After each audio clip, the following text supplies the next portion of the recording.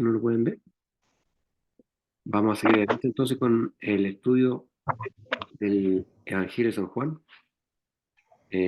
Habíamos quedado, ¿cierto?, en el capítulo 20 y vamos a empezar ahora a estudiar a partir del versículo 11, ¿cierto?, del capítulo 20 del Evangelio de San Juan.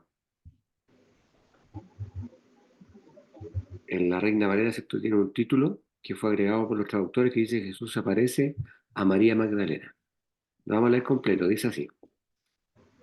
Pero María estaba afuera llorando junto al sepulcro, y mientras lloraba se inclinó para mirar dentro del sepulcro, y vio a dos ángeles con vestiduras blancas que estaban sentados, el uno a la cabecera y el otro a los pies, donde el cuerpo de Jesús había sido puesto.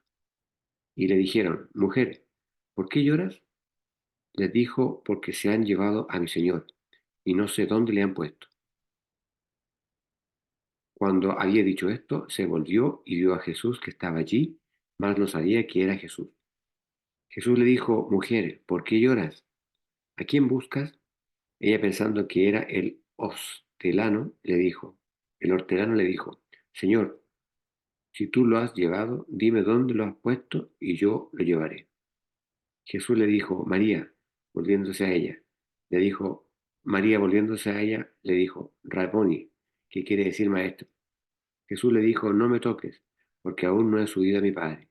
Mas ve a mis hermanos y diles: Subo a mi Padre y a vuestro Padre, a mi Dios y a vuestro Dios. Fue entonces María Magdalena para dar a los discípulos las nuevas de que había visto al Señor y que él le había dicho estas cosas, ¿cierto? Leímos entonces de la versión Reina Valera eh, el Evangelio de San Juan 20, del 11 al 18, ¿cierto? Que habla sobre la aparición de Jesucristo después de resucitar a María Magdalena, ¿ya? Eh, bueno, en la primera parte de esta porción bíblica que leímos, ¿cierto? Dice que María estaba afuera llorando junto al sepulcro, ¿cierto? Y esto pasó porque María se quedó después de que Pedro y Juan se fueran, ¿cierto? Quedó en ese lugar. Eh, y ella volvió no mucho después de que ellos se hubieran ido, ¿ya? Estuvo ahí, se fue y después volvió inmediatamente.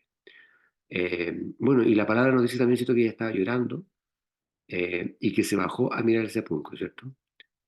En realidad esta era la segunda vez que ella hacía eso, ¿cierto? Y está muy bien relatado también en el Evangelio de Mateo 28 del 1 al 7, en Marcos 16 del 1 al 7 y en Lucas 24 del 1 al 11, ¿cierto? Los cuatro evangelios sinópticos relatan esa situación. Después decía, ¿cierto?, como estábamos leyendo, que vio dos ángeles, ¿cierto?, con ropa blanca que estaban sentados, ¿ya? Y dice después que uno a la cabecera y el otro a los pies, donde el cuerpo del Señor había sido puesto, ¿verdad?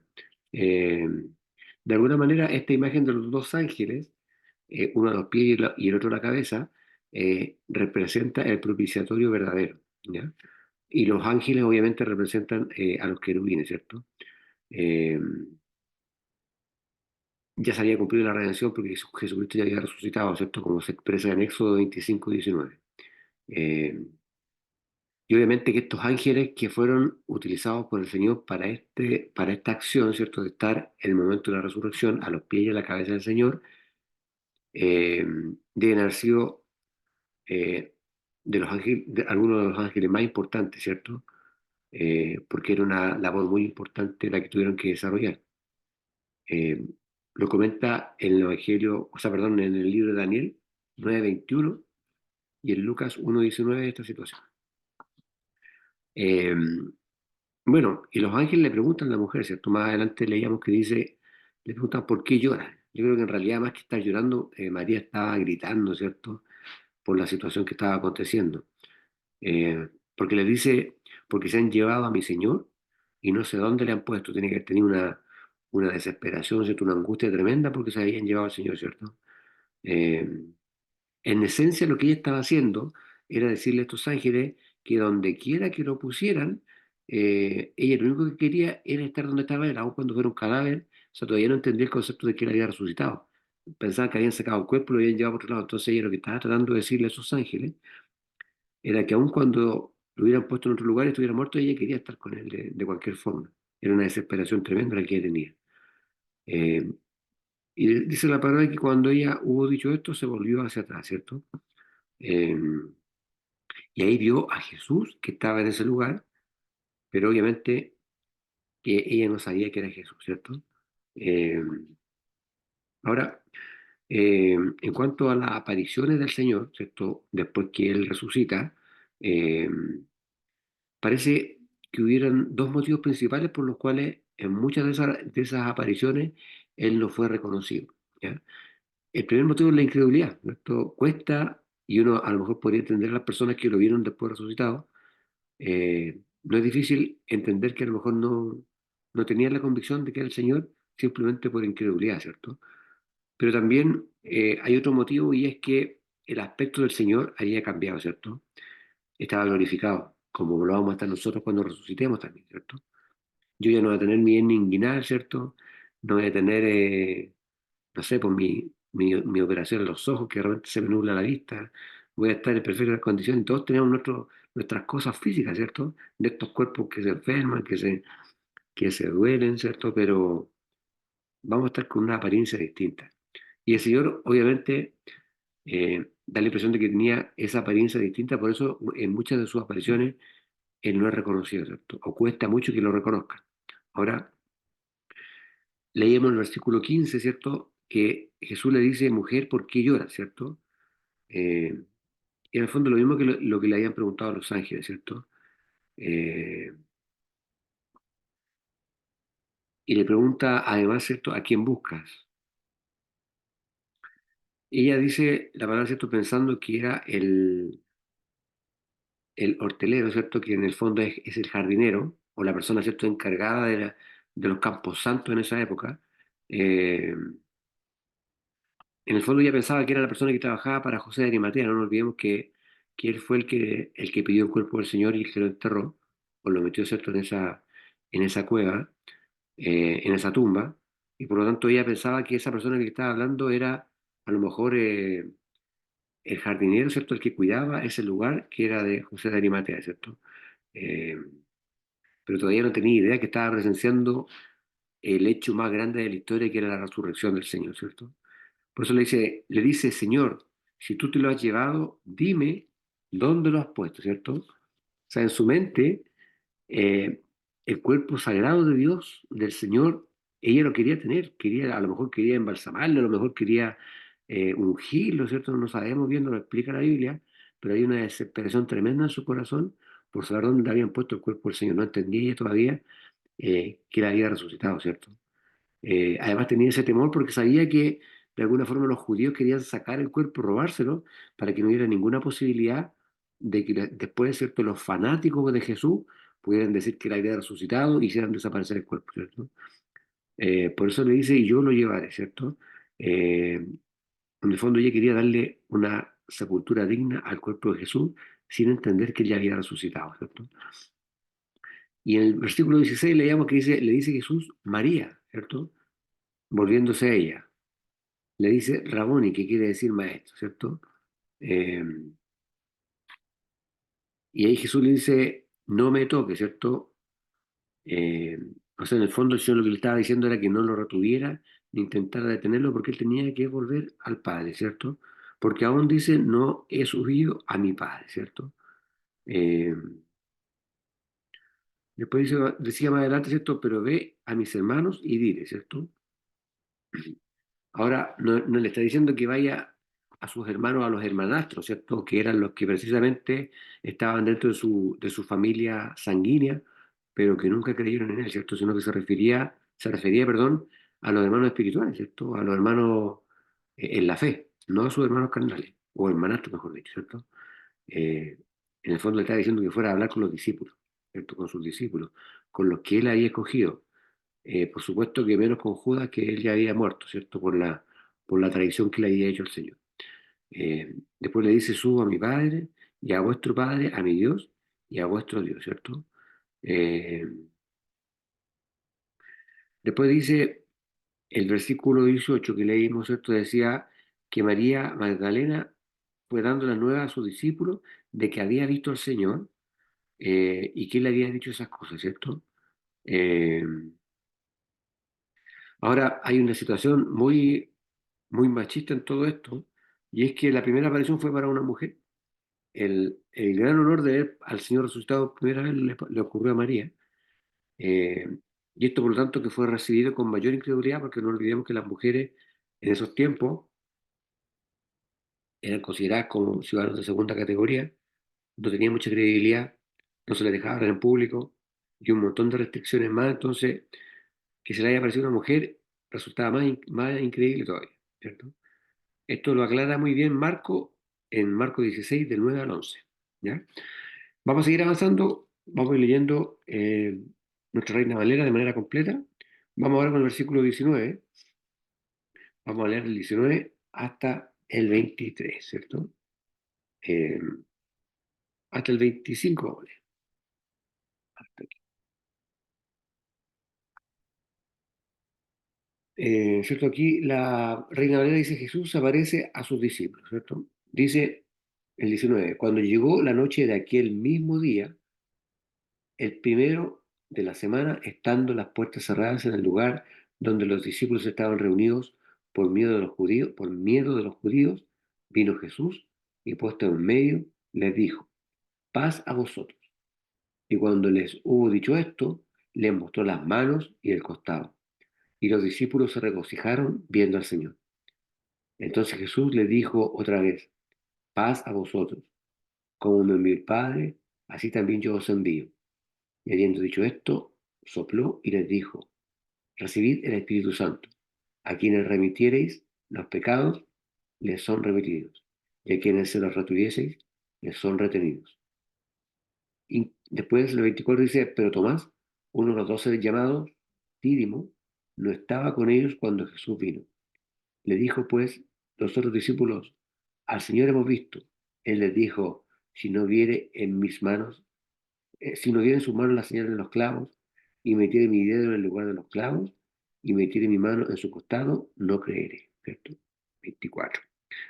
Eh, bueno, vamos a analizar esta porción, ¿cierto? Dice, leíamos esto que esto en el versículo 19, ¿cierto? Que fue la tarde de aquel día, ¿cierto? El primer día de la semana. eh, y estando, ¿cierto?, las puertas cerradas donde los discípulos estaban reunidos por miedo a los judíos, ¿cierto? El temor obviamente se expresaba diariamente, eh, y correspondía, ¿cierto?, a ese temor que tenían los discípulos de que el cuerpo fuera sacado, de que ellos fueran muertos, que fueran perseguidos, ¿cierto?, y crucificados como había sido crucificado el Señor, ¿cierto? Eh, por supuesto que después cuando vino el día de Pentecostés ahí perdieron todos esos temores, ¿cierto? Porque ya fueron llenos del Espíritu Santo, pero aún en ese momento tenían temor de perder la vida por la causa del Señor. Y algunos cristianos también lo tienen, ¿cierto? No deberíamos tener miedo de perder la vida por predicar la palabra de Dios, pero hay cristianos medio sancochados que tienen miedo de morir por la causa de Cristo. Decía después, ¿cierto? En la Reina Valera vino Jesús y se puso en medio, ¿cierto? Eh, no dice la Biblia si se apareció, ¿cierto? O si entró caminando, pero dice que se puso en medio de ellos, ¿cierto? Y les dijo: paz a vosotros. Ese paz a vosotros es un saludo muy común en esa época, ¿ya? No es que haya sido algo exclusivo de parte del Señor, es un saludo que las personas solían hacerse en esa época, eh, pero obviamente tiene un significado muy potente en ese momento de parte del Señor, ¿cierto? De parte de quien viene y en el momento en el cual se está diciendo, o sea, es el Señor que está resucitando y le dice a la persona: paz a vosotros, ¿cierto? Después decía en la versión que leímos: y cuando hubo dicho esto, les mostró las manos y el costado, ¿ya? Ahora, con esto, ya el Señor le estaba demostrando que no era un fantasma, ¿cierto? Que no era un espíritu chocarrero, ¿cierto? Sino que era Él en su carnalidad, ¿cierto? Obviamente glorificado, pero aún con las marcas, ¿cierto?, en sus manos y en sus costados, como testimonio de que efectivamente era Él, ¿ya? Con eso ya no había duda de que el Señor había resucitado, ¿cierto? Que ese cuerpo que había sido clavado en la cruz, que había sido enterrado en una tumba, eh, era el Señor que estaba resucitado. Y los discípulos se regocijaron viendo al Señor. Regocijarse es más que alegrarse, es algo superior, ¿cierto? Es como una alegría, eh, como cuando usted recibe una noticia de algo que está esperando hace mucho tiempo, ¿cierto? Eso es regocijarse. Los discípulos se regocijaron, decía, ¿cierto? Eh, Porque Jesús estaba vivo, lo estaban viendo en ese momento, ¿cierto? En carne y hueso, con sus marcas, con sus heridas, etcétera. Después decía que Jesús le volvió a decir paz a vosotros, ¿cierto? Ahora, obviamente cuando le dice la primera paz, ¿cierto? Que él les ofrece, eh, es como diciendo, ¿cierto? Que estén en paz, ¿cierto? Porque estamos reunidos y estamos nuevamente juntos, pero cuando le dice por segunda vez, ella es como un llamado, ¿cierto? Al servicio, ¿cierto? A ejecutar la gran comisión, que es lo que ya más adelante le iba a decir, ¿cierto? Eh, Le dice después, como me envió el Padre, así también yo os envío, ¿cierto?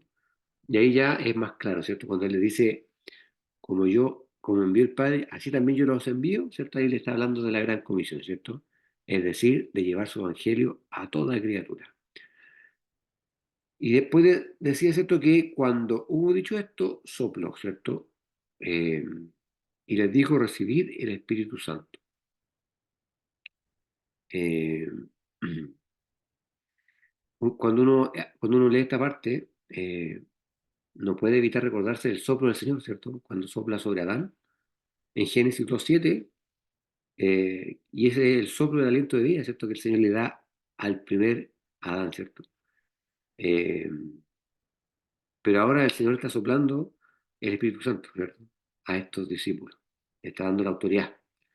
Y les dijo, recibid el Espíritu Santo, ¿cierto? En el fondo lo estaba autorizando, ¿cierto? Para bautizar en el nombre del Espíritu Santo, ¿cierto? Eh, el versículo 23 leíamos que decía, a los que remitiereis los pecados, les son remitidos, ¿cierto? Bueno, en el fondo, para decirlo de una manera simple, lo que le está diciendo es que cuando el Evangelio de Jesucristo es predicado y es aceptado por los pecadores, eh, lo que los discípulos podían hacer es lo que cualquier creyente o cualquier predicador de la palabra, ¿cierto? Obviamente que esté lleno del Espíritu Santo puede hacer, es anunciar el Evangelio, ¿cierto? Y en términos inequívocos, entregarle, ¿cierto? Esa buena nueva a las personas de que sus pecados han sido perdonados, ¿cierto? No es que Dios le esté dando poder a los discípulos ni a nosotros para perdonar pecados, porque el único que perdona el pecado es el Señor.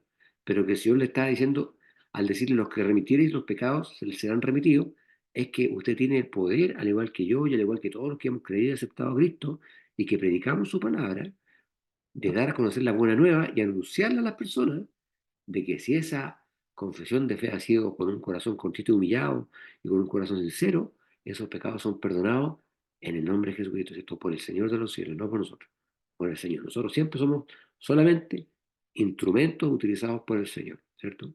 Hay algunos que se creen que perdonan los pecados, esa es una falacia. Ninguno de nosotros puede perdonar pecados, solamente el Señor. Y después le dice, a quienes los retuvieres serán retenidos, ¿cierto? Eh, es lo mismo, pero al revés, pues, ¿cierto? O sea, la persona que usted le predica y esa persona rechaza el Evangelio, la persona tiene la obligación de decirle a esa persona que rechaza que no lo está rechazando a él como predicador. Ni siquiera que está rechazando el mensaje, sino que está rechazando directamente al dador de la vida, ¿cierto? A Jesucristo, al rechazar el mensaje de la salvación. Eh, Después dice, obviamente, y anunciando las consecuencias, no se trata de andar asustando a la gente, pero uno, cuando entrega el mensaje y la persona rechaza, uno tiene que darle a conocer, ¿cierto? Que está rechazando al dador de la vida, ¿cierto? A Jesucristo, y obviamente eso trae consecuencias. Leíamos el versículo 24, ¿cierto? Que Tomás, uno de los 12, que se dice el Dídimo, no estaba con ellos cuando Jesús vino, ¿cierto? Eh, Ahora, lo más probable, y es una lección para nosotros, ¿cierto? Lo más probable es que eh, Tomás se haya arrepentido mucho de no haber estado en ese momento, ¿cierto? Después cuando le contaron. Y una lección para nosotros, ¿cierto? De no, de estar siempre, tratar de estar en la sintonía con el Señor para poder recibir sus mensajes, ¿cierto? Su aliento cuando estamos en necesidad, ¿cierto? Leíamos después que le dijeron, pues, los otros discípulos, al Señor hemos visto, ¿cierto? Eh, y él le dijo, si no viere en sus manos la señal de los clavos, y metiere mi dedo en el lugar de los clavos, y metiere mi mano en su costado, no creeré, ¿cierto? Eso nos dice eh, Tomás, ¿cierto? Es decir, cuando la persona es incrédula, y podemos entenderlo, ¿cierto? Con estas palabras de Tomás, eh, de alguna manera la incredulidad siempre nos va sumergiendo más en el hecho de no creer, ¿cierto? Eh, y lo más probable es que muchos millones de personas no creen porque no han visto, ¿cierto? Y nosotros tenemos como cristianos que darle a entender a las personas que este ejemplo claro de Tomás, ¿cierto? Que benditos son los que ven sin creer, ¿cierto? Nosotros amamos a Cristo, lo seguimos, le servimos y nunca lo hemos visto, pero sí hemos visto la misericordia de Él en nuestra vida, ¿cierto? En nuestra salud, con nuestra familia, en nuestra economía, el hecho de poder estar vivo, de haber pasado una pandemia a nivel mundial, imagínense cuántas personas murieron y aquí estamos todavía dando la batalla, ¿cierto? Entonces, eh, no lo hemos visto, pero hemos visto su poder en la vida de cada uno de nosotros. Y de eso tenemos que dar testimonio cada día, ¿cierto? Seguimos adelante entonces, vamos a seguir con el 26, dice, 8 días después, versículo 26, ¿cierto? 8 días después, estaban otra vez sus discípulos dentro y con ellos llegó Tomás. Llegó Jesús estando las puertas cerradas y se puso en medio y les dijo, paz a vosotros. Luego dijo a Tomás, pon aquí tu dedo y mira mi mano y acerca tu mano y métela en mi costado. Y no seas incrédulo, sino creyente. Entonces Tomás respondió y le dijo, Señor mío y Dios mío. Jesús le dijo, porque me has visto, Tomás, creíste. Bienaventurados los que no vieron y creyeron, ¿cierto? En el fondo, en el versículo 26 nos está diciendo que Jesús vuelve a reunirse con ellos un día domingo, eh, que es el primer día de la semana, ¿cierto? Eh, y después dice, vieron Jesús, las puertas estaban cerradas y se puso en medio. Fue exactamente como fue su entrada los 8 días anteriores, ¿cierto? Apareció en ese lugar y ahora es más específica en la Biblia porque dice que las puertas estaban cerradas, entonces lo más probable es que haya aparecido, ¿cierto? Pero es una conjetura porque en realidad no lo especifica la Biblia. Eh, Después decía, ¿cierto? Lo que leímos, eh, que el Señor le dice a Tomás, mete tu dedo aquí y ve mis manos, y mete tu mano y métela en mi costado, ¿cierto? Eh, de alguna manera, el Señor ocupa las mismas palabras que Tomás había dicho cuando le dio a conocer a los otros discípulos que no había creído, ¿cierto? Cuando le dan la noticia que apareció el Señor en ese lugar y él no cree, dice estas mismas palabras que el Señor le estaba diciendo ahora, ¿cierto? O sea, en el fondo, el Señor siempre ha estado presente y sabemos que esa es una condición y una característica de Dios, ¿cierto? Eh, de ser omnisciente, de estar siempre en todos lugares y saberlo todo. Entonces, obviamente, cuando Tomás no estaba creyendo, el Señor lo estaba escuchando en ese momento, ¿cierto? Estaba con él en ese momento. Y él dice, no seas incrédulo, sino creyente, ¿cierto? O sea, en el fondo, el Señor le está diciendo, ten fe, ¿cierto? Como lo dice a nosotros muchas veces. Eh, y bueno, obviamente toda evidencia indica que Tomás hizo exactamente eso, ¿cierto? Al ver las evidencias físicas claras que estaban ocurriendo frente a él, ahí él creyó, ¿cierto? Tuvo la fe que el Señor le estaba pidiendo. Eh, y ahí Tomás le dice, ¿cierto? En el versículo 28, Señor mío y Dios mío, ¿cierto? Eh, Ahora, bíblicamente no hay ninguna evidencia de que Tomás haya tocado la herida del Señor, ¿cierto? Eh, Sin embargo, bíblicamente es el primero que le dio este título a Jesús, ¿cierto? De Señor, ¿cierto? De llamarlo Señor. Además, ¿cierto? De los profetas en Isaías, por ejemplo, 9 del 6 al 7 y en Salmos 45 del 6 al 7, ¿cierto? Eh, Más adelante, ¿cierto? En el último versículo que leímos decía, y le dice Jesús, ¿por qué me has visto? Porque me has visto, Tomás, creíste. O sea, el hecho de creer por fe es maravilloso, ¿cierto? y es un don de Dios la fe, ¿cierto? Y se obtiene por el oír la palabra de Dios, pero creer al haber visto es como el grado más bajo de la fe. Pues, o sea, yo creo porque lo vi. Estoy creyendo, pero porque lo vi. O sea, el nivel más bajo de fe. Pero cuando uno cree sin haber visto, como lo estamos haciendo nosotros, ahí una fe es como más, es como de mejor calidad. No sé si me entiendes, ¿cierto? Es una mejor fe. Y obviamente que Dios se agrada cuando uno tiene fe en las cosas que le puede hacer en nuestra vida, en los milagros, en Él mismo, en la resurrección, etcétera, etcétera, ¿cierto? Ahora, y le dice, ¿cierto? Bienaventurados los que no vieron y creyeron, ¿cierto? Está hablando de la totalidad de la iglesia, de todos los tiempos, ¿cierto? Desde nosotros hasta el principio de la iglesia, ¿cierto? Eh, ahora, ellos creyeron, todos los discípulos excepto Tomás, así como nosotros y así como la iglesia de todos los tiempos, por fe, ¿cierto? Porque aunque no lo hemos visto personalmente, hemos creído que Cristo resucitó, que se levantó de la tumba el tercer día, y lo más maravilloso es que va a volver un día, ¿cierto? Por su iglesia, ¿cierto? A venir a arrebatar a su iglesia y vamos a estar junto a él en la boda del Cordero. Amén.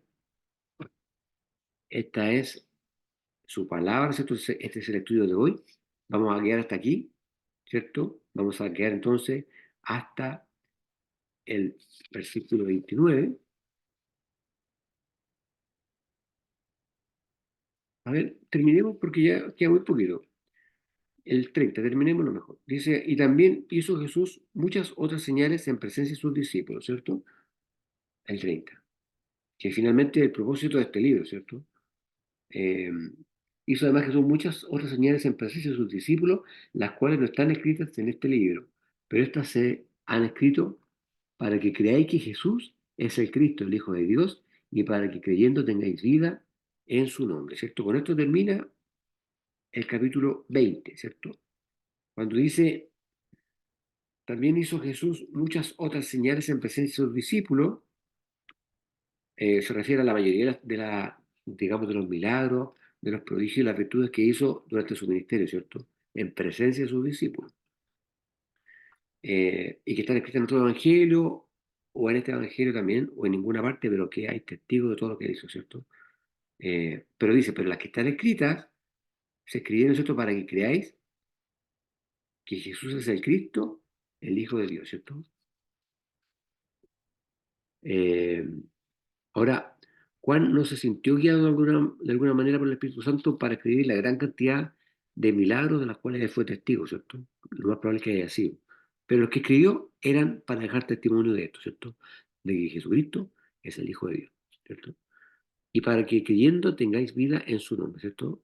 Es decir, el Espíritu Santo desea que la fe acepte el testimonio de las Escrituras, ¿cierto? De que Jesús de Nazaret es oficialmente, de acuerdo a la Escritura, el Mesías y que esencialmente es el Hijo de Dios y que quien quiera que crea en Él podrá vivir eternamente eh, una felicidad que es inmarcesible e imperecedera, ¿cierto? Que no se termina nunca, creyendo que Jesucristo es el Hijo de Dios. Y con esto sí, damos término al capítulo 20 del Evangelio de San Juan y estaríamos quedando ya en condiciones de empezar el capítulo 21, ¿cierto?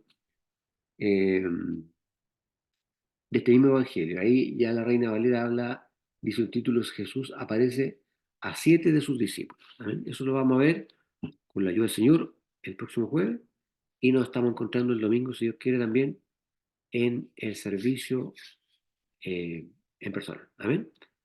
Eh, Daniela, te voy a pedir que haga una oración para despedirte del servicio, por favor, si puedes. Amén.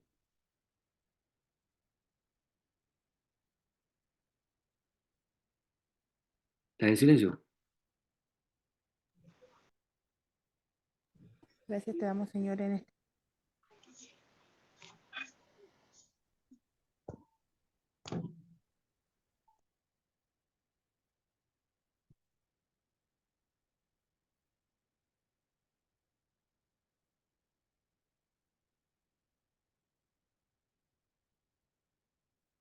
En silencio.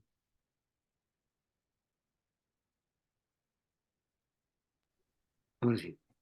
Yo te pido, Señor, que los cuides y los guardes, Señor, durante su trayecto, Señor, y a nosotros también nos sea guardando, Señor. Te pedimos todo esto, Señor, en el nombre de tu Hijo amado y buen Salvador Jesús. Amén. Amén. Que Dios le bendiga, hermano. Amén. Que estén bien. Hablando domingo, si Dios Estamos quiere. llegando. Ya, qué bueno. Qué bueno que llegaron, señora. Amén. Gracias. Chao, hermana, nos vemos.